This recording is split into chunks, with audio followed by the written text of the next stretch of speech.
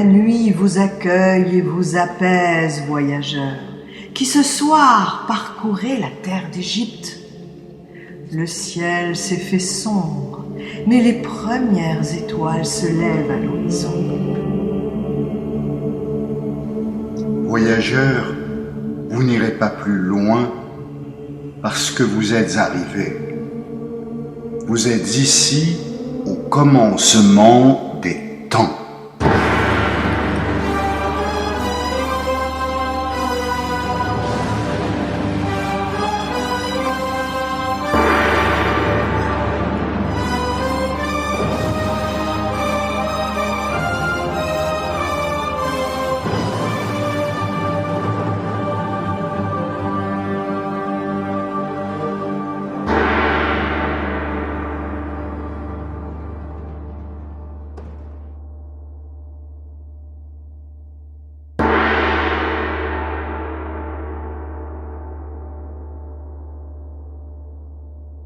C'est ici, sur cette terre sacrée d'Égypte, que l'humanité balbutiante s'est donné une histoire.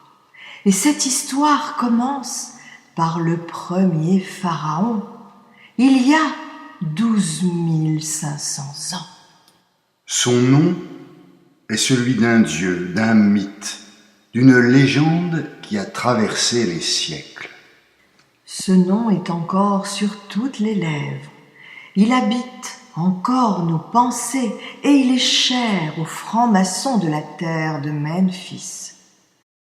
Son nom est Osiris.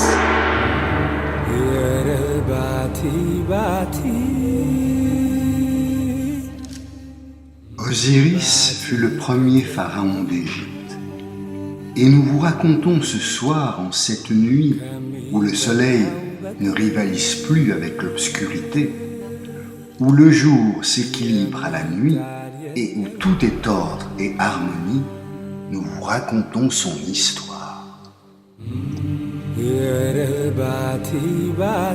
Mais il y a 12 500 ans, les hommes qui sortaient à peine de l'âge de la pierre s'affrontaient en des guerres incessantes qui mettaient la terre d'Égypte à feu et à sang.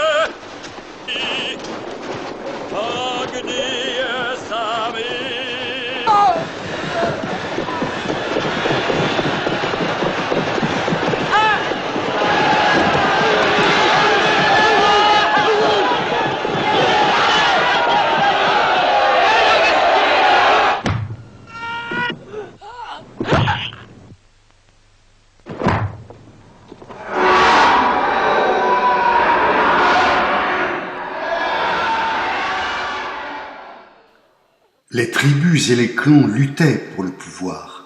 Des chefs de guerre bataillaient pour asseoir leur autorité et assujettir les plus faibles à leur domination. Pourtant, en ces temps obscurs, une lumière allait percer et éclairer l'Égypte. Cette lumière allait engendrer la plus grande civilisation que la terre ait jamais portée et dont nous sommes les héritiers.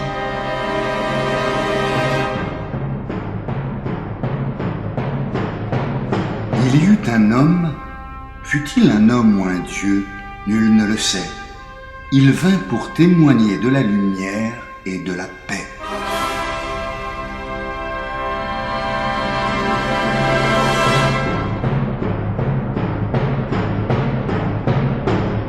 Son nom est Ousir. Les Grecs l'appelèrent plus tard Osiris.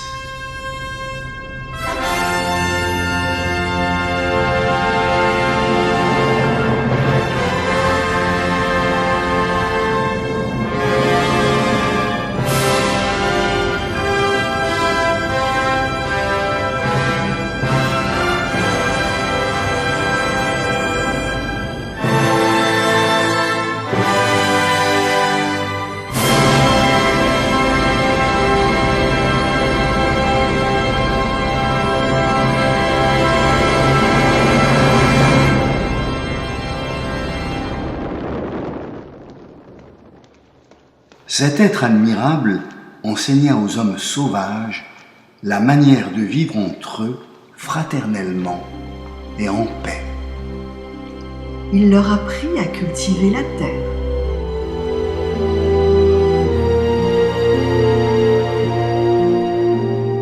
Il leur révéla les mystères de l'agriculture et des saisons.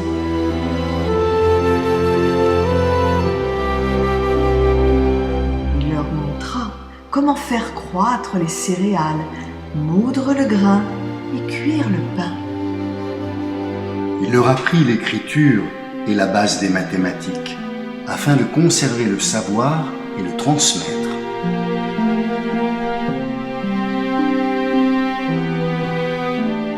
Il leur apprit comment construire des cités et des édifices prodigieux qui pourraient défier le temps. Il les invita à bâtir des monuments gigantesques qui seraient de purs poèmes à la gloire de l'humanité et des dieux.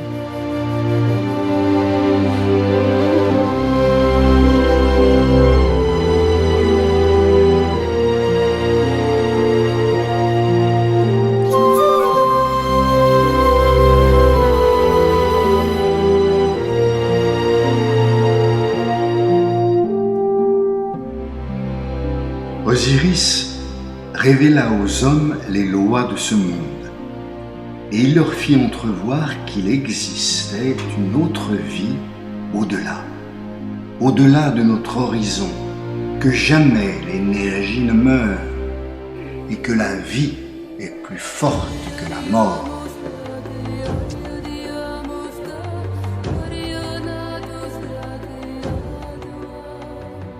Les Égyptiens appelaient cet âge ancien le Tep Zépi, c'est-à-dire le temps du commencement, le temps où les hommes vivaient sous la conduite des dieux.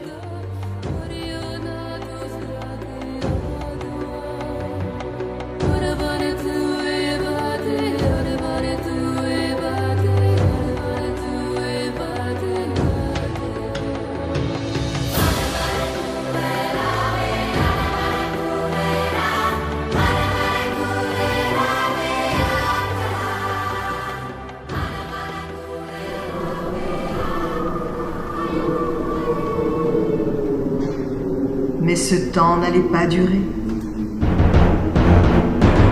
Les hommes retournaient régulièrement à leur nature sauvage et belliqueuse. La légende raconte que c'est le propre frère d'Osiris, qu'on appelle Seth, qui prit la tête de cette rébellion pour que les hommes retournent au chaos.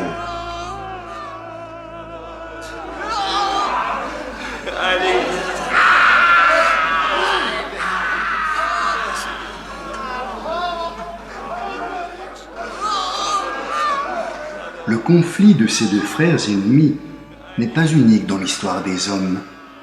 Il y aura plus tard Abel et Caïn, Jacob et Ésaü, Rémus et Romulus. Cela montre que l'humanité balance continuellement entre le progrès et la décadence, entre la lumière et les ténèbres. Le mythe nous raconte comment Seth organisa le meurtre de son frère.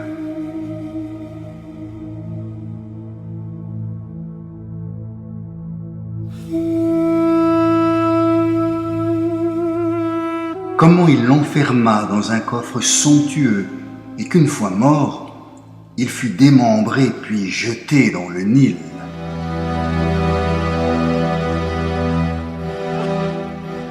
Isis, la veuve d'Osiris, pleura son époux et ses cris de désespoir se firent entendre par toute l'Égypte.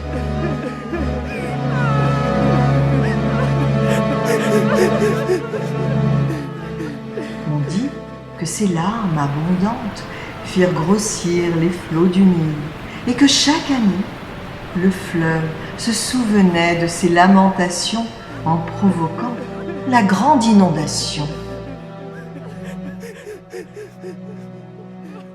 La veuve chercha à rassembler ce qui était épars, et les morceaux du cadavre d'Osiris, répandus dans tout le pays d'Égypte, étaient comme le symbole de l'humanité dispersée, disloquée, anéantie. Le geste unificateur d'Isis montrait que l'humanité pouvait se retrouver dans un idéal commun.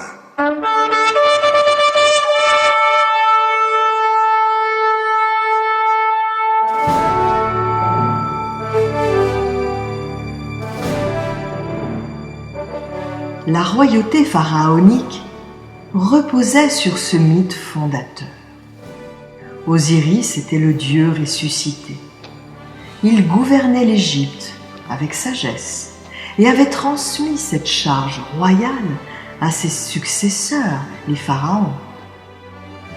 Le pharaon avait pour frère Osiris et pour père le soleil, Ré, qui chaque matin sortait vainqueur du combat de la nuit contre les forces obscures.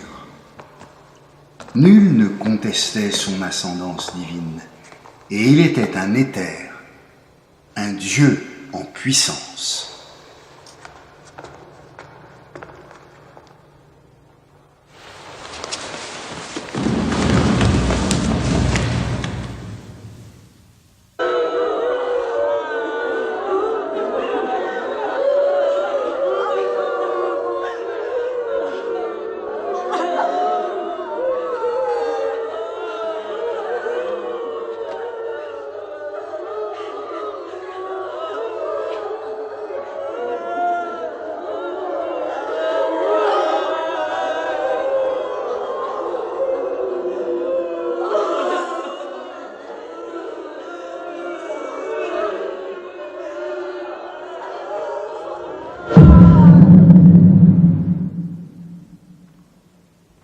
Même s'il devait subir la mort comme tous les mortels, les prêtres lui avaient tracé un chemin parmi les étoiles.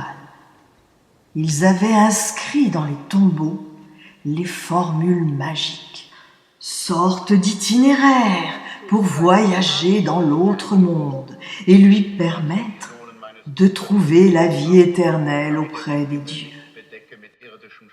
Le pharaon emportait avec lui tout ce qui pouvait être utile à son dernier voyage.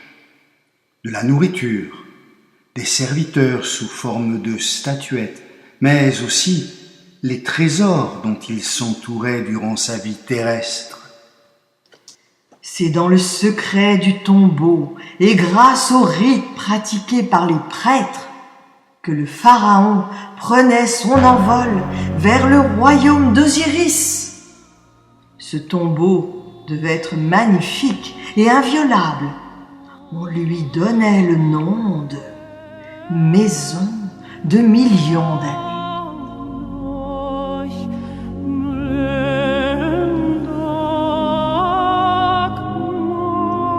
Les orgueilleuses pyramides qui se dressent sur le plateau de Gizeh témoignent encore de ce fabuleux désir de vaincre la mort, de permettre au pharaon de survivre dans la pierre et d'inscrire son nom au firmament.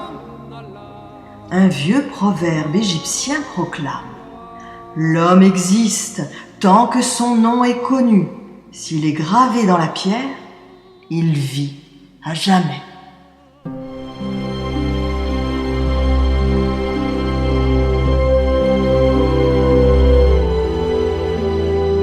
Qui aurait pu se souvenir de ce jeune pharaon, à peine sorti de l'adolescence et qui régna si peu? Qui saurait la grandeur de Ramsès si son nom et l'épopée de ses combats n'étaient burinés sur la pierre des temples?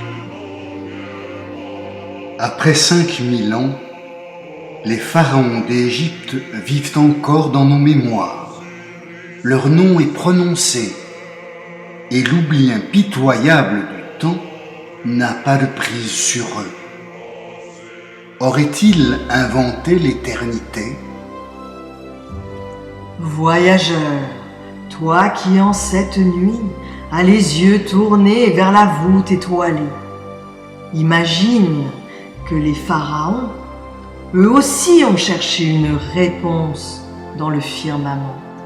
Ils ont été submergés par le vertige provoqué par cet univers infini.